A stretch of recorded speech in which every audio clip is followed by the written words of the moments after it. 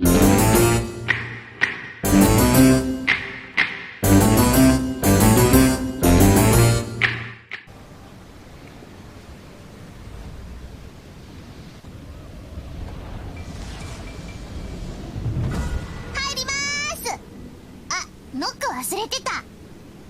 voilà, c'est parti. Bonjour à tous et bonjour à toutes, et bienvenue.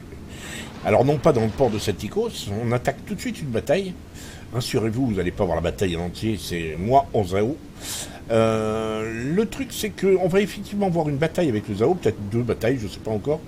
Mais je voulais vous montrer avant le Zao en action et les reproches qu'on peut lui faire et que va lui faire le pilote dont vous verrez la bataille au complet tout à l'heure. Il lui reproche entre autres une certaine anémie en termes de canon, en termes de visée. Les torpilles, vous voyez l'angle des torpilles qui n'est pas du tout celui que l'on trouve à partir de là au bas et jusqu'au Mogami. L'angle de torpille est assez catastrophique. Une certaine lenteur, moi je lui trouve une certaine lenteur, même s'il est ici à 35 nœuds. C'est un navire qui est pas très maniable et qui a énormément de mal à se relocaliser quand il s'agit effectivement d'intervenir ou de pousser sur une game. Le fait est, c'est que le Zao n'est pas le navire qui va gagner une bataille, et ça, c'est les propres termes du capitaine Goniam qui m'a fourni la vidéo, la bataille que l'on va voir. Allez, je vous laisse. Je sais pas encore, peut-être que je mettrai cette bataille, mais je vais l'arrêter là. Et si elle est fumée, je vous remettrai la fin. Comment elle finit.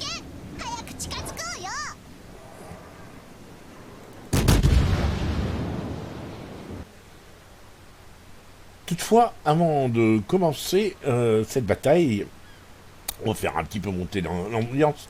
Avant de commencer cette bataille, je vais, grâce à le Captain Konyam, pouvoir vous présenter un petit peu tout ce qu'il a monté sur son Zao, de manière à ce que vous puissiez juger, effectivement.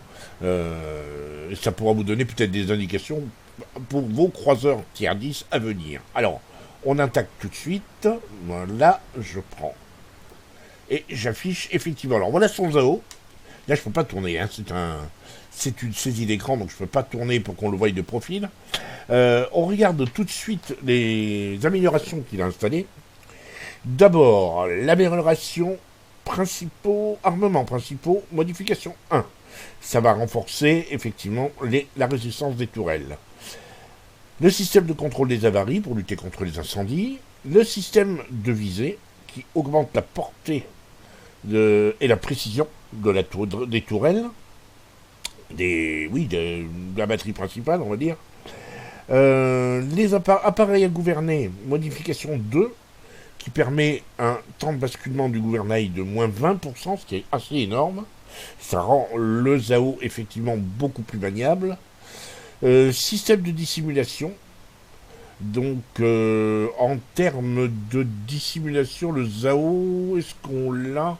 On va tout de suite aller le voir. Moi en tout cas, j'ai 59.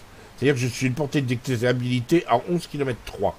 Donc, c'est vrai que ça peut être utile d'améliorer cette dissimulation. J'ai cette modification. Hein, donc, grosso modo, ça doit être à peu près sa portée de détectabilité également. Et on finit avec le système de contrôle de tir qui permet un petit plus 16%, plus 16, 2 x 8, plus 16% aux tourelles principales. Donc ça c'est plutôt intéressant en termes d'amélioration. Le commandant, parce que ça c'est important, c'est quand même un commandant de 19 points. C'est assez important et assez énorme. Alors, il a rajouté un certain nombre d'améliorations. Expert tireur d'élite, qui permet la vitesse de rotation des tourelles. L'expert en démolition, qui lui va permettre d'augmenter de 2% les chances d'incendie. L'alerte de tir en approche. Ça veut dire ce que ça veut dire, ça vous annonce le nombre de navires qui vous visent. Multitâche, ça réduit le temps de recharge des consommables. Multitâche, c'est cette espèce de chronomètre. Le surintendant, qui à mon avis est très utile sur les croiseurs, aussi, puisqu'il augmente la capacité des consommables, et il rajoute un consommable, grosso modo, automatiquement. L'expert chargeur qui améliore le temps de rechargement lorsque vous changez les obus, quand tous les obus sont chargés sur un mode, et que vous voulez switcher à PHE, ben, ça améliore le temps de rechargement. La poussée d'adrénaline, très utile, surtout sur les croiseurs japonais. Ils prennent des dégâts et ils ont un reload qui est assez moyen malgré tout. Donc augmenter le reload, surtout avec des navires qui ont un bon potentiel d'incendie, ça peut être intéressant. Cible prioritaire, c'est l'avant-dernier. Donc là, ça annonce le nombre d'adversaires qui vous visent. Et on finit avec le centre de direction des avions. Ça permet de rajouter un chasseur de plus. Chasseur qui peut être utile, surtout sur un ZAO. Ça peut être utile. Donc là, effectivement, il a 2 chasseurs. C'est pas une option que j'affectionne particulièrement. Mais bon, je m'en réfère à lui parce qu'il est beaucoup plus habitué que moi à jouer des très très hautes tiers. Même si le ZAO n'est pas son navire préféré, visiblement.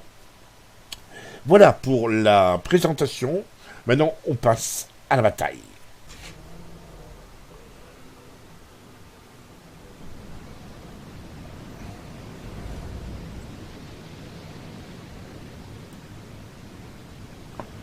Allez, on est parti. On est donc avec le capitaine Konyam sur son ZAO. Sur la carte point chaud. Tiens, on va le voir, le ZAO. Il est magnifique. Le camo est superbe. J'aime beaucoup ce camo. Donc, petite correction sur ce que j'ai dit tout de suite. Là, j'ai un petit peu laissé emporter. C'est pas la vitesse qui est problématique sur le ZAO. C'est surtout son redémarrage. Sa maniabilité. La tendance qu'il a à ralentir très lentement et à accélérer très lentement. En clair, c'est l'antithèse des Anglais, clairement. Donc la Konyam, visiblement, n'a pas démarré. Il attend peut-être de regarder, ou alors il est allé chercher des cacahuètes. Je pense que c'est plutôt ça, oui, il a dû aller chercher des cacahuètes.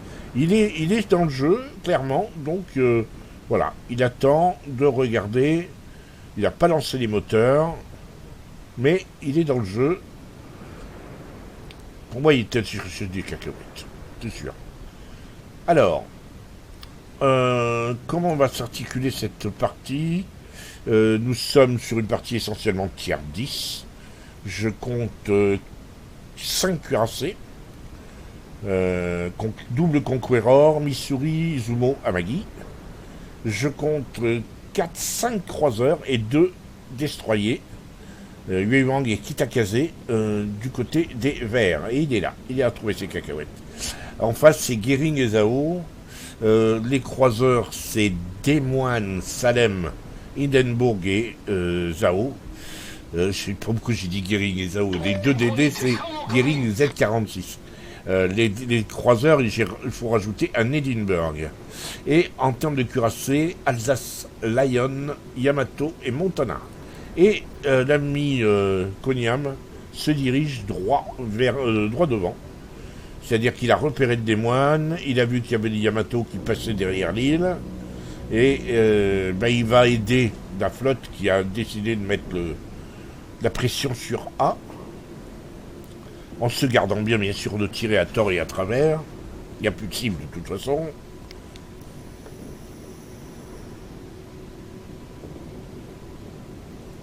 Il y en a un qui demande aux rouges d'arrêter de lui tirer dessus. C'est vrai que les rouges exagèrent. L'ennemi exagère. Ils tirent sur les ennemis, c'est exagère. Franchement.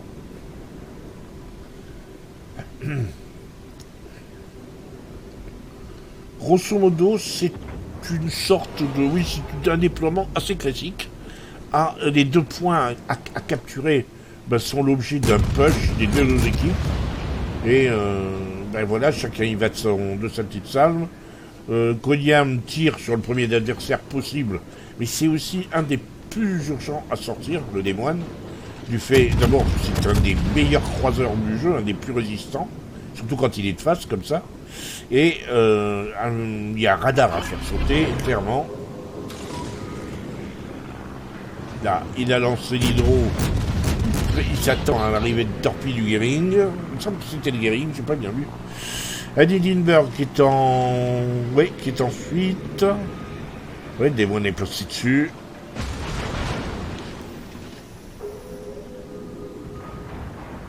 Alors, vous n'aurez pas la bataille que j'avais commencé pour vous présenter l'angle de tir des torpilles, parce que elle n'est pas vilaine, mais elle n'a rien d'exceptionnel. Je préfère... Je vais pas faire l'insure à Coniam de mettre à côté de sa bataille une bataille toute moisie. J'ai pas été mauvais, et le pire c'est que j'ai pas été mauvais, mais bon, j'ai pas été exceptionnel, et il y a des très très longs moments de solitude où on fait que de la croisière. Une relocalisation extrêmement lente, et là ça rejoint ce que je vous disais. Voilà, j'ai voulu faire une relocalisation. Le Zao se traîne terriblement, et c'est voilà, c'est un peu saoulant. Voilà, est-ce qu'il a intérêt à tirer sur le démoine?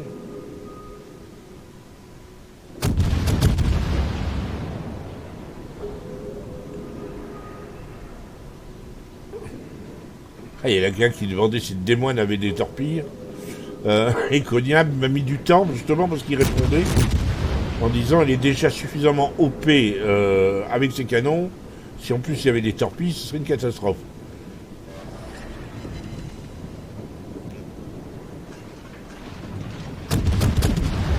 D'ailleurs, on peut dire ça d'à peu près tous les croiseurs américains. Ils sont relativement OP, ils sont relativement... que ce soit les croiseurs légers et les croiseurs lourds d'ailleurs. Hein. Ils ont une certaine puissance de feu.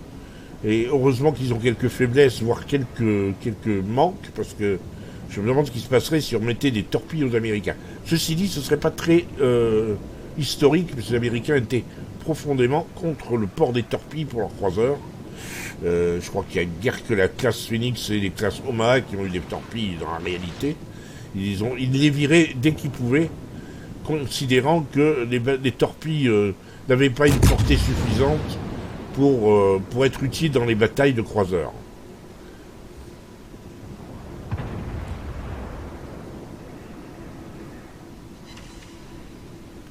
Quelques boons.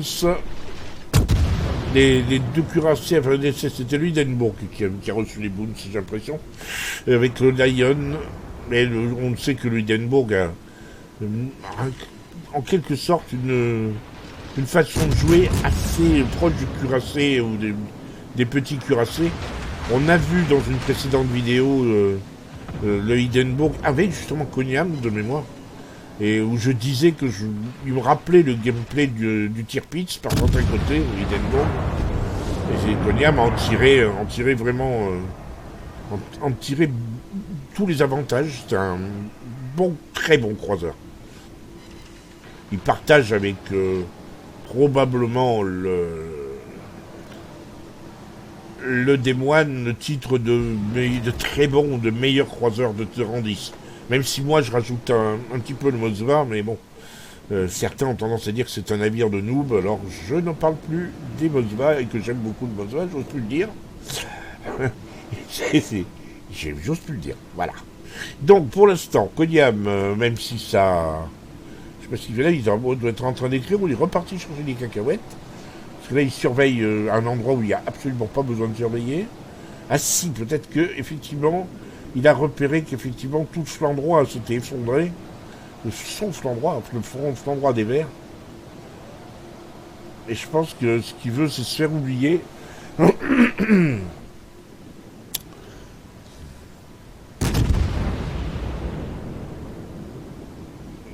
D'ailleurs, il a tiré, mais il est resté caché.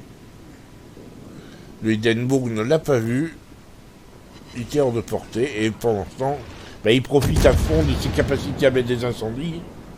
Pour l'instant, il n'a pas fait beaucoup plus de dégâts que moi dans ma bataille, que j'ai commencé pour faire la présentation. Mais je vous dis, le truc, c'est que moi, j'ai passé pas loin de 7 ou 8 minutes dans cette bataille à plus rien faire, parce que j'avais plus d'adversaires. Tout était nettoyé sur notre flanc. Et j'ai mis un mal de chien à aller me relocaliser là où il y avait des adversaires, le temps que j'arrive.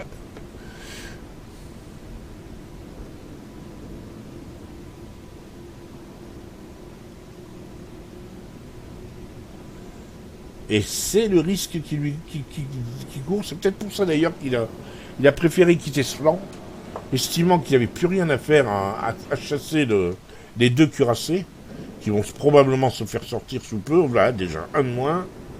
Et je pense qu'il a envie d'aider pour aider son flanc droit. Il n'y a plus beaucoup, de protecteurs sur ce flanc. Petit avantage pour les Verts, qui ont un frag de mieux, mais il n'y a pas de quoi non plus pavoiser. Ils mènent 5-4, mais bon. Mais c'est vrai que dans ces batailles, vous avez une telle concentration et une telle stabilité des fronts que lorsque vous voulez vous relocaliser, ça prend un temps fou, quoi. Vous rencontrez personne. C'est moins tout fou que sur les middle tiers. Et là, on le voit, hein, c'est la problématique du tier 10.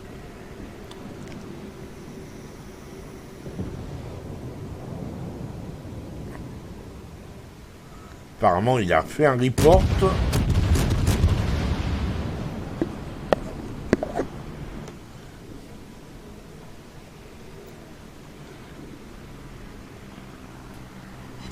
Ah, joli tir. Il n'était pas facile, celui-là, sur le Zao.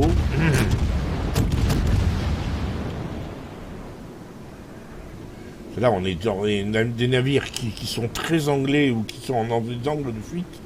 Il va peut-être se mettre sur l'Alabama avec le risque d'attirer l'attention. L'Alabama le regarde, il est quasiment de flanc face à l'Alabama, il faut qu'il fasse attention.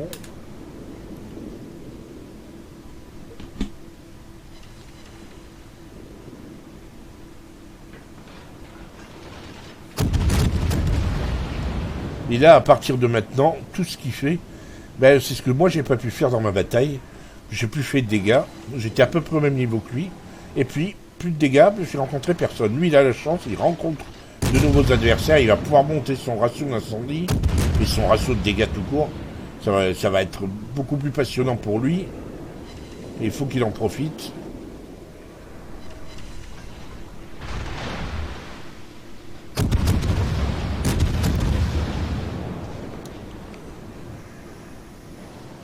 Peu à peu, les rouges sont en train de rattraper le terrain. Les verts ont 2 destroyers. Les rouges n'en ont plus. Par contre, les rouges ont 3 croiseurs et 3 cuirassés. Alors que chez les verts, ils ont que 3 croiseurs et 1 cuirassé. La différentielle, c'est 2 destroyers. Ça risque d'être un petit peu compliqué pour les verts.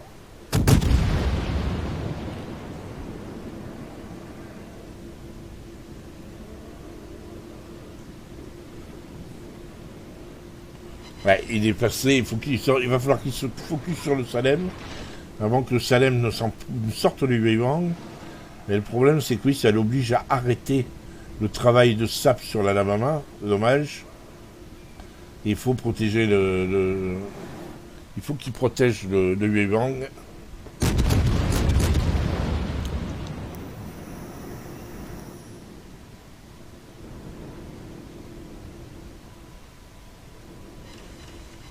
Nouvelle deux nouveaux incendies sur le Salem. Et il va pouvoir brûler. Vous vous rendez compte que en très peu de salles, mais il en est déjà 10 incendies. En 79 obus. Il y a plus de 10%, hein, pratiquement 12%. Voilà, encore 11 incendies sur 83. Ouais, c'est ça, c'est 12%. C'est un bon ratio. Hein.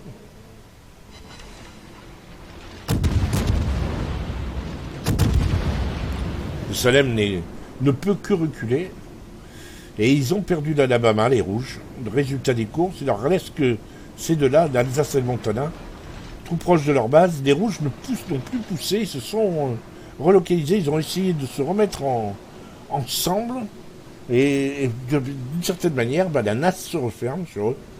Les verts qui sont pas plus nombreux, hein, mais sont dans une position où ils encerclent. Et il y a donc forcément des verts qui ne sont pas inquiétés par les canons et qui peuvent tirer tranquillement. Et c'est un peu le cas de Cognam. Personne ne s'intéresse à lui. Donc toute l'astuce quand on est en Zao et dans certains croiseurs, mais ça c'est valable aussi pour des petits croiseurs. Hein. c'est de trouver effectivement un endroit où vous allez pouvoir vous mettre et où il sera difficile de vous déloger. Et les gens préféreront faire des kills faciles ou des tirs faciles sur des croiseurs ou des cuirassés plutôt que de vous tirer dessus. Alors il s'agit de trouver le bon angle ou la bonne île, mais ne pas rester trop longtemps sur cette île ou pas rester trop longtemps sous cet angle parce que les gens s'adaptent.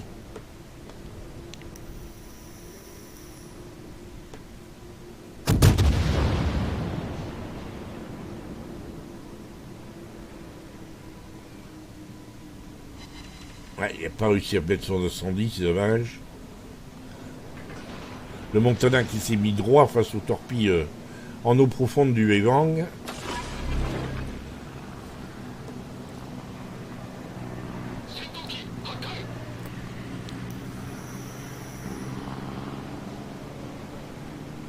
Et il va essayer d'aider à caper ce point D. Parce qu'ils sont passés derrière. Ils ont un navire... non, ils sont en avance en termes de navire. Mais ils ont 60 points de retard.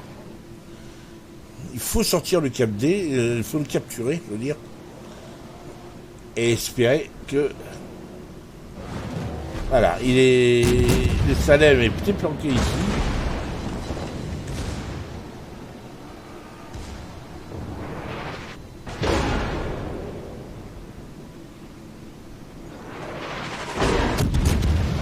Salem qui essaie de la jouer façon des moines. C'est-à-dire on se présente de face et on bouge pas. On essaie de tout tanker avec ça. Pour autant, est-ce qu'il a l'étrave blindée comme le démoine? Ça j'en doute. En tout cas il prend feu. Ça brûle sec. Il y a 111 000 de dégâts.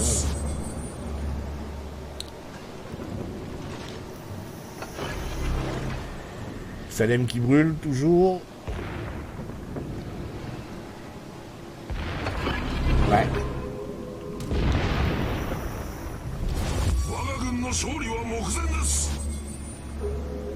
Ouais, c'est pas mal fait ça. Il n'y a plus de Salem. Mais il reste encore un gros avantage. 2 croiseurs, 1 destroyer chez les verts contre 2 cuirassés et 1 croiseur chez les rouges. Les rouges ont un pouvoir de nuisance bien supérieur.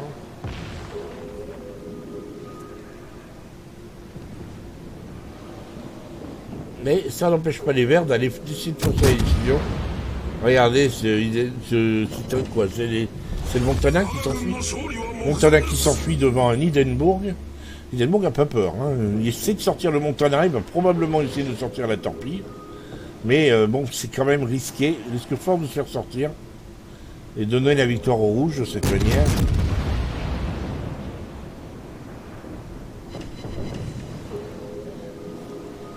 Le Hindenburg a lancé ses torpilles visiblement. Et Cunningham prend la distinction au soutien. Hindenburg est sorti, ce qui fait maintenant pratiquement 130 points d'avance pour les rouges. Hindenburg a pris un risque un peu inconsidéré. C'est pas très malin finalement. De toute façon, ce genre de risque, quand il est payant, on crie au génie. Et il devient catastrophe naturelle. Ah, le risque du Hindenburg, si c'était payant, on aurait crié au génie, mais là, c'est presque une faute professionnelle. Hein. S'ils font cadeau, ils font cadeau de la victoire aux rouges de cette manière.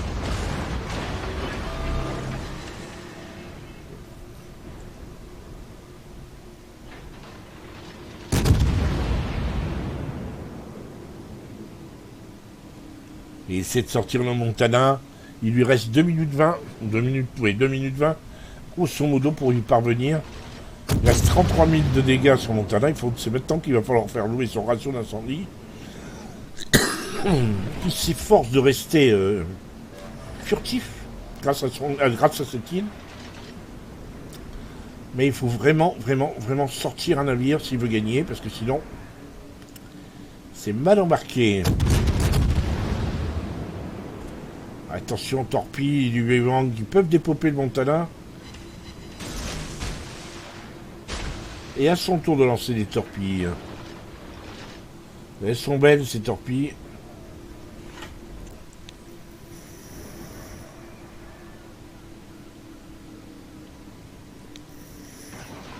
Il est passé à la paix, il va tenter la salve ravageuse.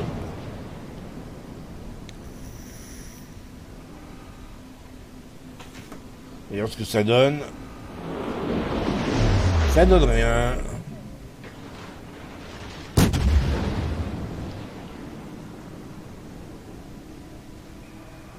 Et ça donne rien, là non plus. Le Montana réussit en accélération à éviter les torpilles assez lentes du Zao.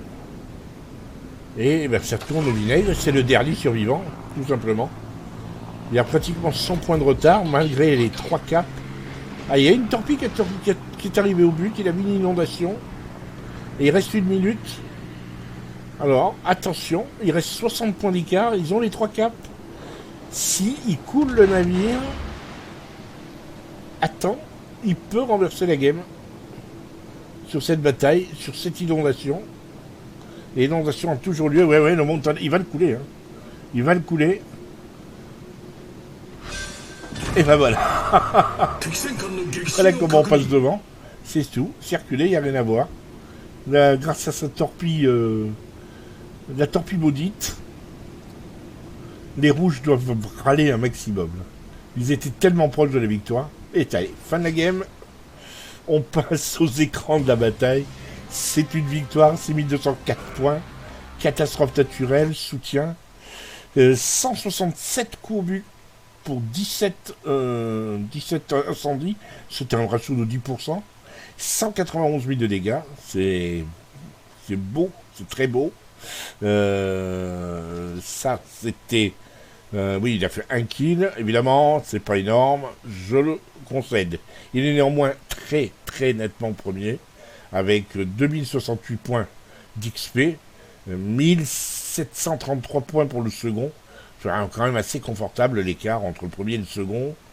Il a parcouru pour 84 km. Tankant pour 469 000, ce qui correspond bien à ce que je disais, c'est-à-dire, effectivement, on a très peu tanké, on l'a beaucoup ignoré, et il a eu bien raison d'en profiter. 80 000 de dégâts à la HE, seulement 6200 à la P. Il a très peu joué à la P, 48 au but. 48 au but. Ça veut dire que, grosso modo, il en a mis 1 sur 3. Pareil, même ratio pour la HE où il a fait 80 000 de dégâts. Il a fait 70 000 de dégâts à la HE, à l'incendie, et 17 000 à l'inondation. Parce que ces 17 000 à l'inondation, il a lancé que 10 torpilles et il en a mis une au but. Et on finit avec c'est tout. Oui, c'est tout. C'est vrai qu'il ne m'avait pas fourni les autres, mais c'est pas grave, c'est celui de son commandant, mais c'est pas grave. Voilà, retour au port sur Mont Zao, retour définitif au port. J'espère que cette bataille vous aura plu, elle est quand même assez fumée, en termes de dégâts et d'intensité de dégâts. J'ai beaucoup aimé. Alors, évidemment, elle menace d'être un peu longue du fait de la présentation et du navire, et des améliorations du navire et de celle du commandant. Donc, je ne vais pas mettre de seconde bataille. Je pense que ça, vous allez le comprendre. C'est inutile de faire une vidéo de plus d'1 heure. Ce serait un petit peu abusé quand même. J'espère que néanmoins, ça vous aura plu. Et qu'on se retrouvera très bientôt. D'ici là, portez-vous bien. Et à bientôt, donc, si vous le voulez bien.